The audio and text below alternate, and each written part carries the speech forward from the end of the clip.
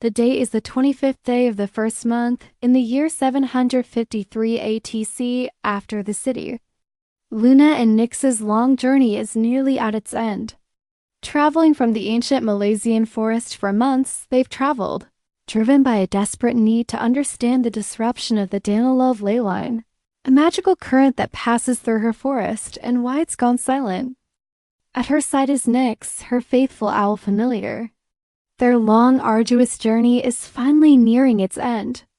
The city of Toresta, also called the City at the Crossroads, and the likely source of the ley line's disruption, is just a few more days away. Their journey began in the deep woods, but it led them across the vast Geming plains. Fortune smiled upon them in the town of Polklius, where Luna found work as a guard for the leaf-bottom merchant caravan as it was passing through. It was a fair trade, her keen eyes and skill with animals in exchange for a safe passage to her destination along with a little extra coin. Mounted on a horse provided by the caravan, Luna scans the horizon. Her vantage point gives her a stunning view of the plains, and across them a breathtaking sight unfolds. A massive herd of Centrosaurus grazes peacefully in the distance. These magnificent beasts, as tall as a man and thrice as long, weigh nearly 3 tons. A single sharp horn adorns their noses, and a large bony frill protects their necks. They're known for their buffalo-like temperament and are a common source of meat in these lands.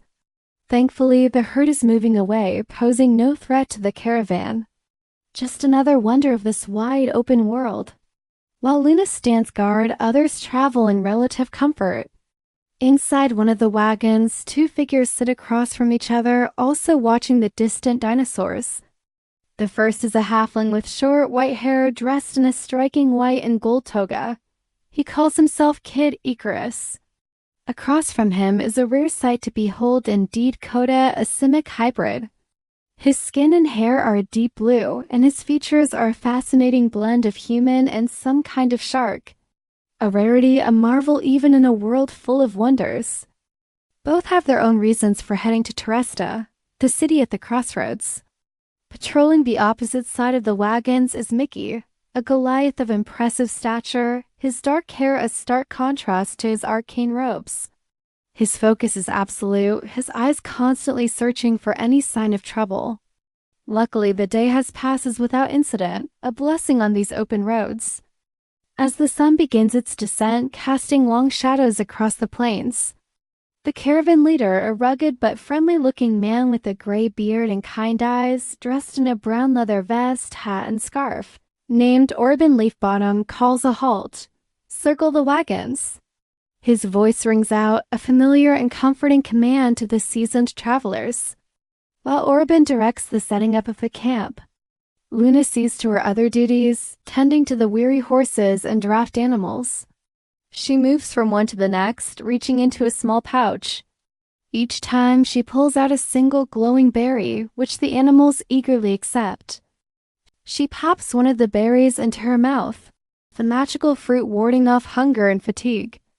Exhausted, she finds a spot beneath a wagon, hoping for a few hours of rest before her midnight watch. Not far away, the camp comes alive with the sounds and smells of evening.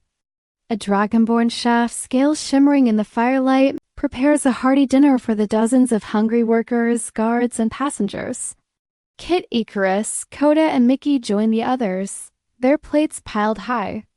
The murmur of conversation fills the air. Over the crackle of the fire, Orban can be heard explaining to a curious passenger that the nearby towns have a special arrangement with the druids of the Malaysian forests, allowing for sustainable harvesting of wood and game from the surrounding forests. A delicate balance between civilization and nature. The mood is calm, hopeful, and high spirits. Toresta is just a few more days away. The calendar turns. It is now the 26th day of the first month. The camp is quiet save for the crackling embers of the main fire and the soft breathing of sleeping travelers. At the stroke of midnight, Luna's watch begins. She rouses herself, her senses sharp despite the lack of sleep. As always, Nyx is with her. This is their element, the quiet vigilance of the night. Luna closes her eyes and utilizes her telepathic connection with her familiar. As her senses expand, seeing through Nyx's eyes, she sees the ground from high above, looking down on herself and the caravan.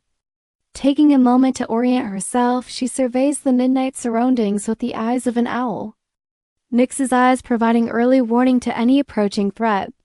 This seamless partnership is the same way they kept watch during patrols at her home in the Malaysian forest. But tonight, they are not alone. Mickey, the Goliath mage, joins her, taking up a post on the western perimeter of the camp. An hour passes in shared, watchful silence, then a change in the air. A faint acrid smell drifts on the wind, the unmistakable scent of heavy smoke. Luna, through Nyx's superior vision, spots a soft, distant glow on the horizon, somewhere to the north. It's more than just a campfire. Something is burning. As they try to pinpoint the source, a low rumble begins, vibrating up through the soles of their feet. It grows stronger and more violent. The ground itself begins to shake. This isn't an earthquake, it's something else. Something is coming.